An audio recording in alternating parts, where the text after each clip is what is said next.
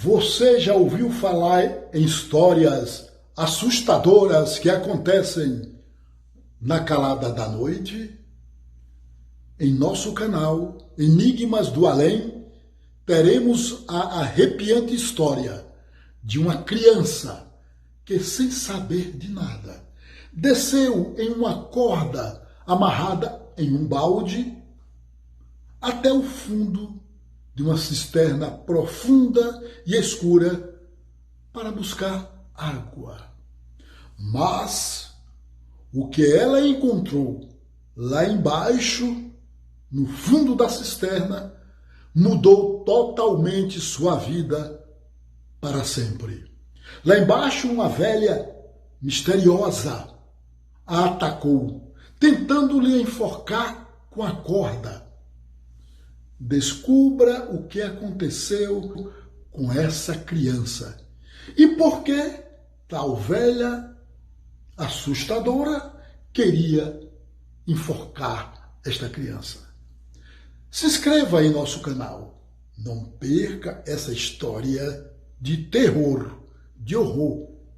Aproveite, curta nosso canal, dê um like, se inscreva ativando o sininho, comente e compartilhe com seus amigos e com suas amigas. Ora, vá até o final deste relato. Vamos aos relatos.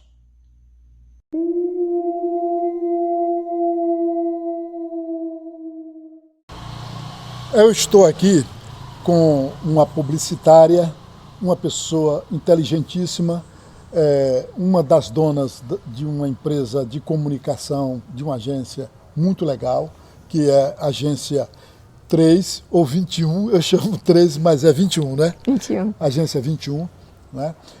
Emily Silva. Tudo bem, Emily? Tudo bem, professor. Pronto, está com o coração preparado para esse nosso encontro com o enigma ou com os enigmas do além? Preparadíssima. Preparadíssima. Muito bem.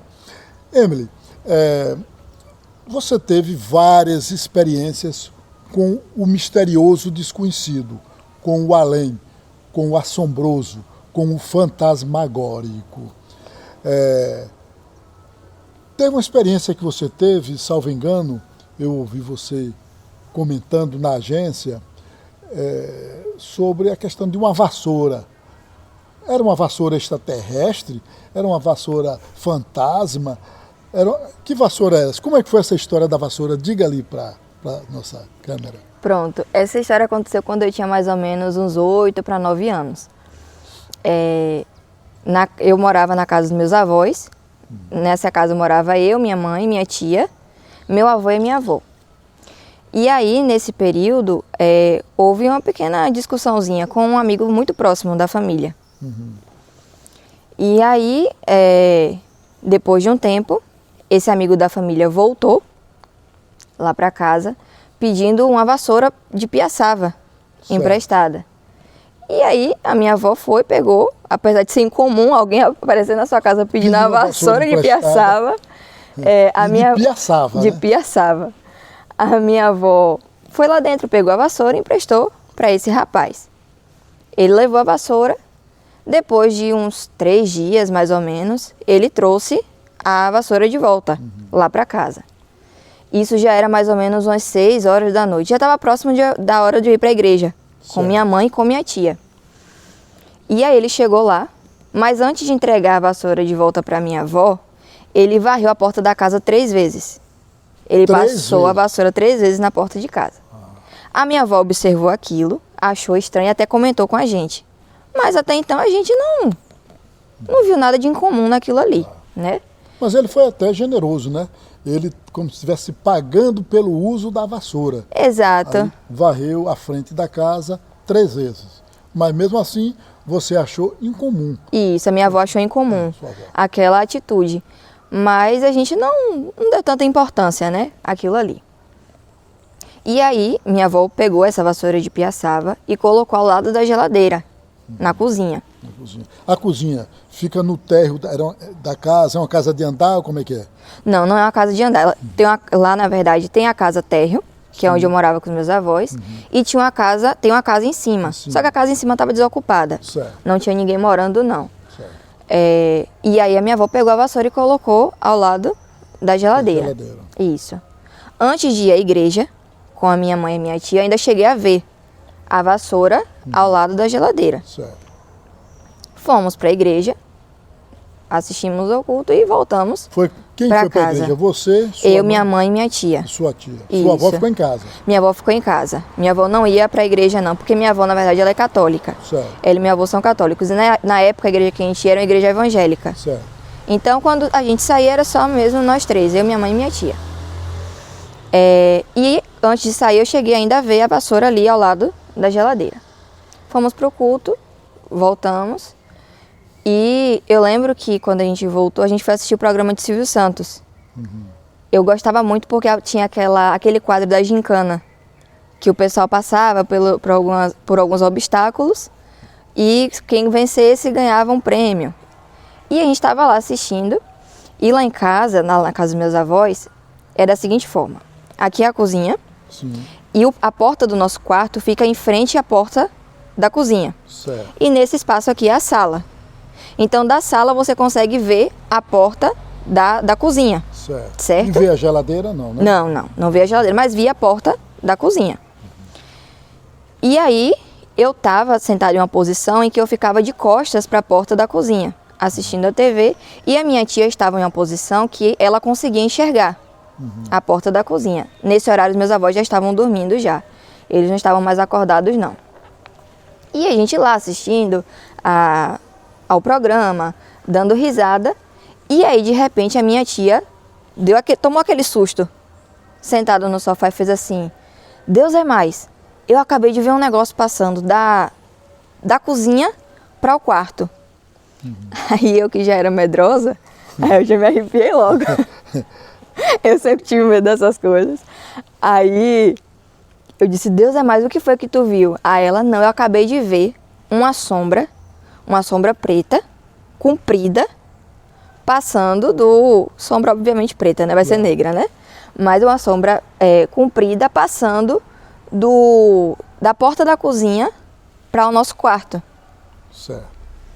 Só que até então ninguém levantou para conferir nada. Só ficou todo mundo com medo, né? Minha mãe ainda falou: vixe, misericórdia, tá repreendido. E ficou todo mundo ali. Eu morrendo de medo, mas a gente continuou assistindo ao programa. Ninguém lembrou até então da vassoura. E aí minha mãe, depois que terminou o programa, minha mãe fez assim pra mim: vai lá no quarto, pegue sua roupa pra você tomar banho e dormir. Quando eu fui ao quarto, que eu fui pra pegar minha roupa, ao lado do nosso guarda-roupa estava a vassoura de piaçava. Aquela que estava perto da geladeira? Aquela que estava ao lado da geladeira na cozinha. E aí, na hora, eu tomei um susto. Aí eu só tive a reação de chamar minha mãe. Mãe, vem cá, mãe, vem cá. E aí minha mãe correu. E aí, quando chegou no quarto, a minha mãe perguntou o que é que tinha acontecido. Eu falei: a vassoura, onde é que tá? Aí a mãe disse: o que é que tem? Eu digo: antes de ir embora para a igreja, eu vi a vassoura ao lado da geladeira. A vassoura não estava aqui. Aí minha tia foi logo falando: misericórdia, então foi a sombra que eu vi, passando da cozinha para o quarto. Então foi a vassoura. E aí, naquele dia eu nem consegui dormir direito, porque ficou na minha cabeça aquilo impregnado. Como é que a vassoura tinha saído sozinha. Da cozinha para o quarto? E acabou coincidindo com essa sombra que a minha tia viu, comprida. A vassoura também é comprida. Magra, comprida. Isso. E aí essa questão da vassoura aparecer. É interessante isso. Mas essa experiência que você teve, essa que eu chamo da vassoura encantada, mas você teve o seu avô que teve uma experiência também, não teve uma outra experiência com uma criança que descia para um poço para pegar água? Como é que foi? Você pode se reportar e me contar isso mais ou menos para os nossos seguidores? Sim, o meu avô, ele conta, quando ele era pequeno não tinha água encanada nas casas como é hoje em dia. De você abrir a torneira e ter água ali. Eles tinham que sair de casa todos os dias com um balde, ir até uma cisterna ou poço, não sei qual o nome correto, e aí descia o balde, O balde enchia, né, de água e eles puxavam de volta e aquela água ali servia para eles fazerem diversas tarefas. Certo.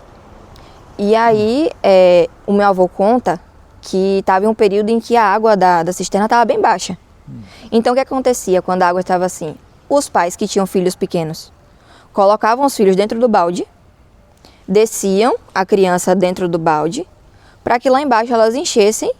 Pronto, você pode repetir esse negócio, porque repita aí para ficar claro.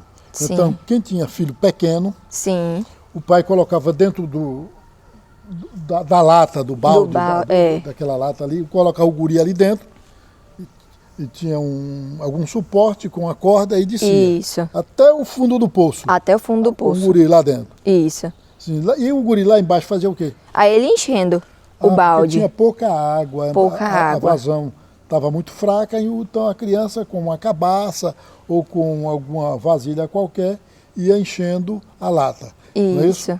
Isso, e aí subia. E aí quando a criança terminava de encher, chamava pelo pai ou pela mãe, né? Certo. E aí subiam de Os volta dois a criança, né? Os dois juntos. Ou às vezes subia a água e depois a criança, né? Por causa do peso, né? Exato. Por causa do peso. E aí o meu avô conta que o primo dele, que ele chama até de Pi, o nome Pi. dele é Geraldo, Geral. mas ele chama de Pi. Esse primo dele, que era pequeno também na época, como ele, foi com o pai, no caso o tio do meu avô, para pegar água dentro do poço, desse poço. E aí, chegando ao local, esse tio do meu avô colocou o filho dentro, esse Pi, dentro do balde, desceu a criança para que ele enchesse o poço. E aí, de repente, quando ele estava lá embaixo enchendo o balde, o pai dele só ouviu de lá de cima a gritaria. Me puxa de volta, pelo amor de Deus. Gritando lá embaixo, O guri gritando lá embaixo, no poço. O Pi. O Pi, Chamando, gritando. Me tira daqui, pelo amor de Deus, me tira daqui, me socorre, me socorre, me socorre. E aí, o tio do meu avô puxou ele de volta. Geraldo, puxou o Geraldo de volta. Geraldo puxou Pi. Não, Geraldo é o mesmo que o Pi. Ah. É porque meu avô chamava o primo dele, esse Geraldo, de Pi. Ah, entendi. E aí o pai de Pi, É o pai do Pi. puxou ele de volta pra cima. E aí, chegando lá em cima, esse Pi tava assombrado. E aí o pai dele foi perguntar, né, o que é que tinha acontecido pra ele estar assombrado daquele jeito. E ele falou que tinha uma velha lá embaixo do poço, querendo passar uma corda no pescoço dele e matar ele, lá embaixo do poço. Ah, situação. O poço já é um lugar meio macabro, o cara descer, né? É. Deve ser profundo. Escuro, profundo. Deve ser muito profundo, porque no sertão, num lugar árido, não dá água com 5 metros, nem 10 metros de profundidade, não é? Exato. Tem que ter uma certa profundidade. Lá embaixo já é escuro, já é um lugar meio escabroso. E ainda mais ter uma velha com uma corda querendo enforcar uma criança, aí realmente é um trauma, né? É. Sim. Se acontecesse isso comigo lá mesmo, eu ficava. Não precisava nem ela passar a corda no meu pescoço. Quer ver, cara? Certo. Aí o Pi subiu. O Pi subiu, assombrado. Sem água, sem nada. Sem balde vazio, né? E aí, Na hora dessa, quem é que ia lembrar de água, né? E aí ele contou ao pai. Contou ao pai que tinha uma velha lá e ficou aquele assombro, né? De toda a população que estava ali esperando para encher. Até que uma pessoa chegou para eles e contou que realmente aquela história ali era comum naquele lugar. Porque há um tempo atrás, tinha uma velha que era muito ruim. Uma velha que morava naquele local que era muito ruim. Ninguém gostava dela, essas velhas ranzinhas que não falam com ninguém. E aí um dia essa velha estava na fila para pegar água também para ela. Só que aí um menino pequeno, criança, não tem maldade, não tem... Não conhece os limites, os né? limites, Ele age impulsivamente. Passou na frente justamente dessa velha. E aí cortou a fila bem na hora que seria a vez dela. E ela pegou o menino e jogou o menino dentro do poço. Como forma de punição. Na presença de todo mundo ali. Na presença de todo mundo. Então, claro que foi para a população, aquilo ali foi um absurdo. Uma comoção, né? Porque Exato. matar uma criança por conta disto, né? Por nada vale a pena matar. Por nada. Deve matar. Ainda mais por um motivo Fútil, né? fútil. E aí, claro que foi aquele rebuliço, e aí o pai da criança chegou ao local. Quando o pai da criança chegou ao local, o pessoal contou o que havia acontecido, o pai, com raiva do que ela fez com o filho dele, fez a mesma coisa com ela. Pegou a velha e também jogou dentro do poço da mesma forma que ela fez com o filho dele. E aí, desde então, desde o que aconteceu, aquele poço ficou mal assombrado. E aí, todas as vezes que a água ficava rasa e que um pai tinha que descer o filho ou algo do tipo, as crianças relatavam que viam essa velha lá. Outras crianças também viam. Não foi só Pi. Não foi só Pi. Quem viu. Outros meninos, outras meninas enxergaram essa velha com essa corda querendo estrangular as crianças. As crianças. Certo. Interessante. E você, por exemplo, você já sentiu alguma premonição? Ou seja, sentiu que algo iria acontecer? Usualmente as pessoas que têm esta antena para captar o que vai acontecer daqui a um dia, ou daqui a uma hora ou duas, tem sentimentos no corpo, na cabeça, na nuca, no corpo. Você já chegou a ter isso, Emily? Sim, já tive. Inclusive isso foi recentemente. Acredito eu que tenha mais ou menos 1 ano e meio, no máximo. Certo. Eu estava na casa de Guilherme, que é meu atual marido, com quem eu tenho a empresa, a agência. Primeiro e único, né? Não é o atual. O primeiro e único. Atual marido porque não é mais namorado. Certo. Não, como é o nome dele? Guilherme. Guilherme de quê? Guilherme Castro. Certo. Mas não vão ter futuros não, só vai ser ele mesmo. Só ele, com fé em Deus. E aí, na época a gente não tinha ainda a agência, não tínhamos o escritório. E era só um computador para os dois trabalharem. Então, assim, era muito trabalho, somente um computador, então acabava sendo muito cansativo. E aí todos os dias, como o computador era dele, ficava na casa dele, todos os dias eu saía da minha casa, ia até a casa dele e a gente ficava revezando. Ele trabalhava por um tempo, depois eu trabalhava por outro tempo, para que nenhum dos dois ficasse tão cansado assim. E aí nesse dia a gente terminou muito tarde, e aí ele sempre ia me levar em casa. Terminava os trabalhos, ele ia me levar em casa. E aí, nesse dia, quando a gente foi para entrar no carro, para ele me levar em casa, eu tinha uma sensação muito ruim. Eu não sei explicar, mas era uma sensação de como se alguma coisa ruim estivesse rondando ali, alguma coisa fosse acontecer, uma angústia, uma coisa estranha, uma agonia no estômago. Parecia que a noite estava ainda mais sombria. Eu não sei explicar, mas não era uma coisa leve, uma coisa comum. E seu corpo, você sentiu, além da vontade de vomitar, no plexo e tal, você sentiu alguma coisa no corpo? Nesse momento não. Certo. Nesse momento não. E aí Guilherme me colocou no carro, me levou para casa e eu já estava agoniada. Quando eu cheguei em casa, a agonia aumentou mais ainda. E aí naquele momento eu achei que fosse alguma coisa acontecer com ele. Porque como já era tarde, então você tenta raciocinar pelo mais provável naquele momento, né? Então eu disse, pode acontecer, ele tá voltando para casa na hora dessa, acontecer um assalto, alguma coisa, e eu tô pressentindo. Certo. E aí eu ainda pedi para ele subir, ao invés dele só me deixar na porta e ir embora, eu pedi para ele subir, aí chegando lá em cima eu falei que eu não estava me sentindo bem, se ele podia ficar ali aquela noite, porque eu estava sentindo que alguma coisa ruim iria acontecer. E aí ele insistiu, dizendo que não, que ele tinha que voltar para casa, que ele não podia ficar ali aquela noite. E aí foi quando eu entrei em desespero, porque eu realmente estava sentindo uma angústia muito grande. E aí ele me abraçou para me acalmar. No momento que ele me abraçou, eu senti um cheiro muito forte de hospital. Muito forte. E você acha que ele esteve em hospital durante esse período? Não, estava trabalhando com você, né? O dia todo a gente passou trabalhando em casa. Sentiu um cheiro? Um cheiro de hospital. O cheiro de hospital, como é que é? Você pode O professor, como eu sempre tive muitas crises de enxaqueca, e eu sempre tinha que ir ao hospital para tomar medicamento intravenoso, eu consigo associar esse cheiro, que é aquele cheiro de álcool, eu não sei, mas o hospital tem coisa junto, até o desinfetante de limpeza deles tem um cheiro diferente. Né? Até você sentiu um cheiro de hospital. Isso. Na hora que ele foi lhe abraçar. Pronto, aí você disse, pronto, esse cara, ele vai morrer. Pensa. Vai para o hospital, vai para algum lugar e tal, sabe?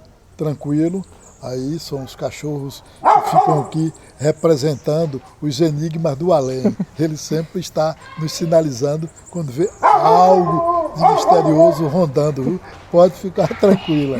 Já estão sentindo alguma coisa. Viu? Aí é tranquila. Aí o que é que ocorre?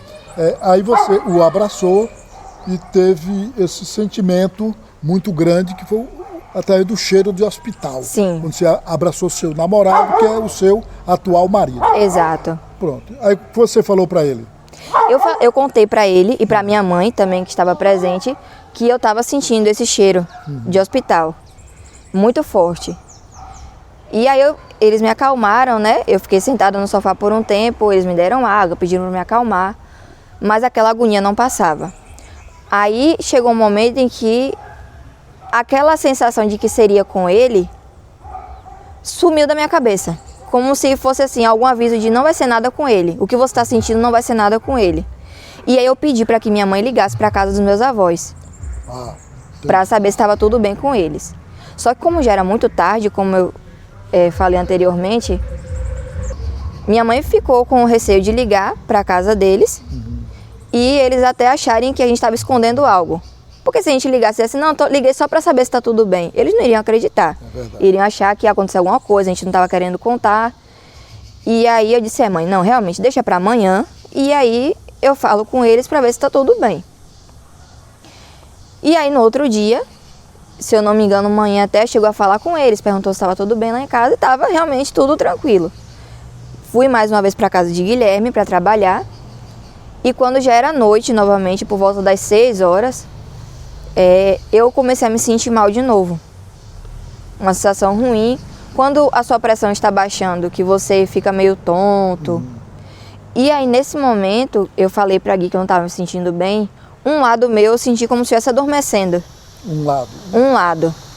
Quando você toma anestesia, que parece que você não sente direito aquela parte do corpo. Entendi. Fica como se fosse esquecida aquela parte. E aí eu senti um lado meu adormecendo, eu comentei com o Guilherme sobre isso. Eu falei, amor, eu tô sentindo um lado meu dormente.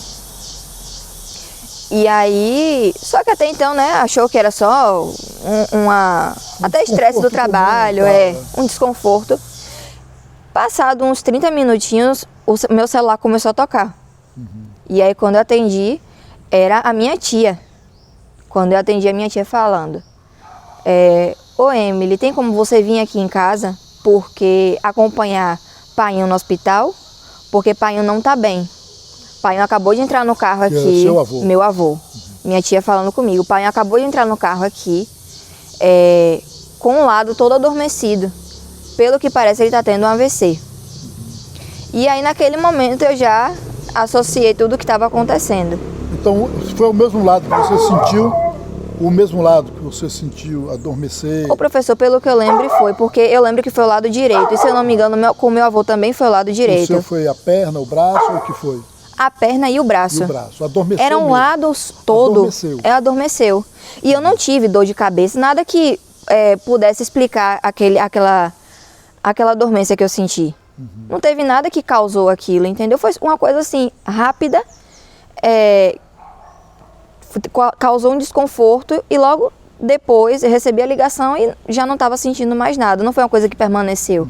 Como se realmente fosse para um aviso do que seria. Aí quando você, neste momento do adormecimento da parte do corpo, provavelmente foi no mesmo momento em que seu avô estava tendo um início de AVC. Exato. E foi levado ao hospital. Foi levado para o hospital. E aí minha tia pediu para que eu acompanhasse ele, Guilherme me colocou no carro, me levou até o hospital. E aí eu fiquei lá, ajudei no que precisava, mas foi uma coisa que marcou muito porque foi uma ligação muito forte. Muito né? Forte. O seu avô, ele parece-me que ele teve também algumas experiências assim com a Igreja Católica. Ele era católico, no caso? Sim, sim. Não é católico? É católico. Ele é vivo. No caso aí, teve alguma experiência, né, com a igreja, com santo, alguma coisa assim? Teve, sim, teve. Ele conta que quando ele era pequeno, porque assim, antigamente, como as cidadezinhas não tinham tantas pessoas, sempre tinha igrejinha também por perto, né? Sempre tinha. Uma ermida, uma igreja pequena. E aí ele conta que ele estava brincando à tarde com alguns amigos da rua, no quintal de casa, e aí de repente chegou uma mulher, que ele fala que estava com uma roupa parecendo de freira, com aquele manto, né, que as freiras usam. O hábito, né? O hábito, isso. Só que ele fala que não era preto, como costuma ser. Certo. Era azul, um azul celeste. E aí ela chegou até ele com as mãos juntas. As mãos postas, né? Em Nesse, forma de calandra.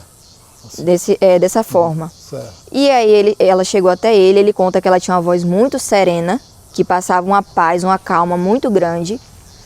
E aí ela chegou até ele e fez assim: menino, chame a sua mãe, que eu quero falar com ela. E aí os meninos antigamente eram muito obedientes, respeitavam muito os mais velhos, né? Ele fala que ficou encantado com a calmaria que ela transmitia, mas levantou e foi chamar a minha bisavó, no caso a mãe dele. Ela transmitia paz, né? Muita paz. Calma. A voz serena. E aí ele entrou para falar com a minha bisavó. Mãe, tem uma moça lá fora lhe chamando. E aí minha bisavó foi ver quem era. Quando os dois Ele saíram... chamava a bisavó de mãe. Mãe. Não, no caso a mãe dele, a minha bisavó. E aí ele fez: mãe, tem uma moça lá fora lhe chamando. E aí quando eles dois saíram no quintal, foi justamente 6 horas em ponto. A igreja começou a tocar o sino, que, se eu não me engano, era para 6 horas. Tocava dizer que ia iniciar a missa, né? Não é isso? E aí a música também do Ave Maria começou a tocar. E aí nesse momento os dois, tanto a minha bisavó quanto o meu avô, viram aquela moça. Viram aquela moça sumindo como se fosse fumaça na frente deles. E aí ele conta até que a minha avó se ajoelhou e chorou muito. Porque para ela, por ela ser católica, aquilo representa uma coisa muito forte.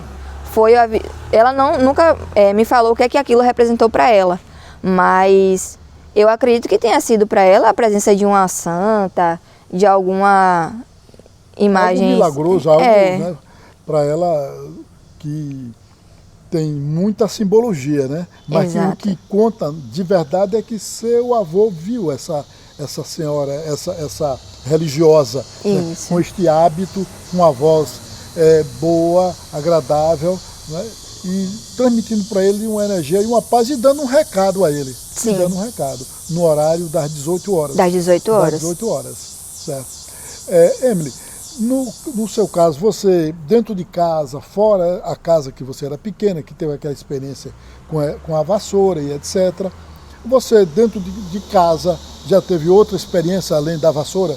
Sim, já tive. Mas não foi nessa mesma casa, foi uma outra casa. Eu morava de aluguel, eu morei de aluguel por um tempo com o Guilherme, meu marido, e minha mãe. Nós dividíamos o aluguel. Era uma casa muito grande, muito boa, e ficava em um vilage de 4 casas. Eram 2 casas térreo e 2 casas de primeiro andar. E aí o que é que acontece? Do nosso lado, nós morávamos na casa térreo e a casa de cima, que ficava em cima da nossa, estava desocupada. Já do outro lado, a casa térreo estava desocupada e a de cima tinham 2 irmãs que moravam.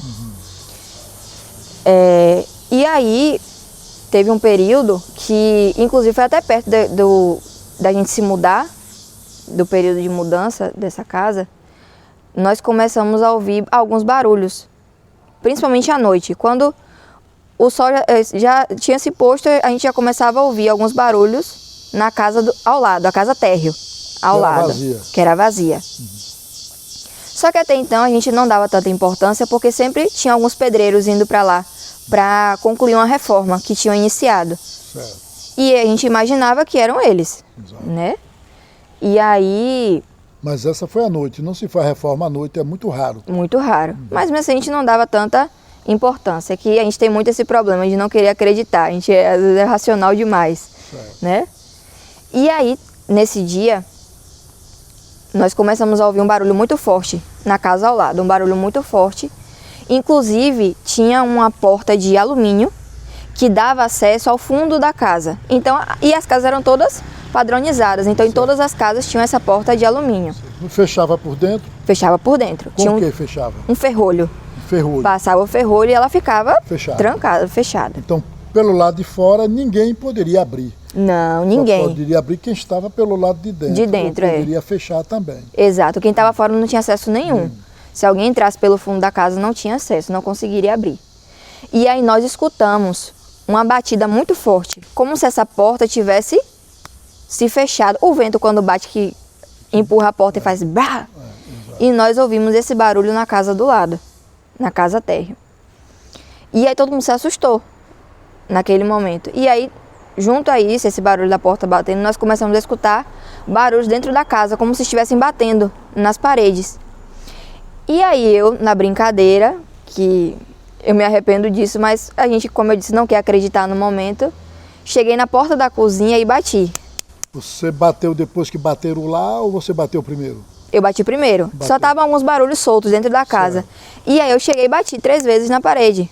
Fiz toque, toque, toque na parede da cozinha. Da cozinha para a casa. Para a casa ao lado. Vazia. Isso, porque como eram casas coladas uma na outra, dava para escutar, né? E nesse momento o Guilherme e minha mãe estavam também comigo na cozinha. Só que eu não esperava que fossem bater de volta. No mesmo ponto que você bateu? No mesmo ponto bateram também de volta. Aí nesse momento, Guilherme e minha mãe já pegaram logo alguma coisa. Vamos lá para ver que tem alguém dentro da casa.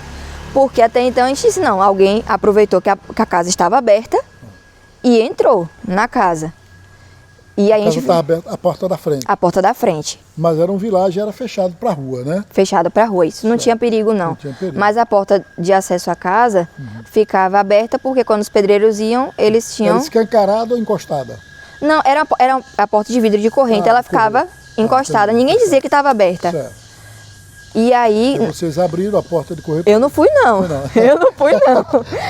Eu fiquei em casa. Aí foi Guilherme E minha seu mãe. marido e sua mãe. É.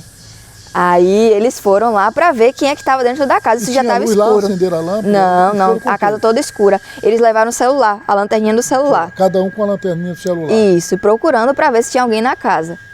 E aí, chegando lá, eles olharam a casa toda e não tinha ninguém na casa. Inclusive, a porta de alumínio que nós ouvimos bater bem forte estava com o ferrolho passado, estava trancada. Não E estava eles bateram aberta. todos os cômodos da casa e não achou ninguém. Todos os cômodos da casa. Por que que eles fizeram isso? Porque eles estavam preocupados de ser até alguém que percebeu até que a casa estava aberta e estava ali dentro fazendo alguma coisa. Como pelos fundos, se alguém estivesse lá, tinha acesso à nossa casa também, nós ficamos preocupados. Então eles foram lá para ver. Só que chegando lá não tinha ninguém. E o que mais espantou também foi essa parte da porta de alumínio. Porque nós escutamos o barulho e a porta estava passada o ferrolho. E você bater 3 vezes na parede E responderem de volta. Esse ser do além bateu 3 vezes do outro lado de volta. De volta. Certo? Bom, Emily, você tem alguma consideração mais a fazer? No momento a gente para por aqui com esse enigma do além para uma outra oportunidade. Não, eu só tenho a dizer que o sobrenatural para mim existe. O mundo é muito grande, o universo é muito grande para a gente acreditar que só existe aquilo que a gente consegue tocar.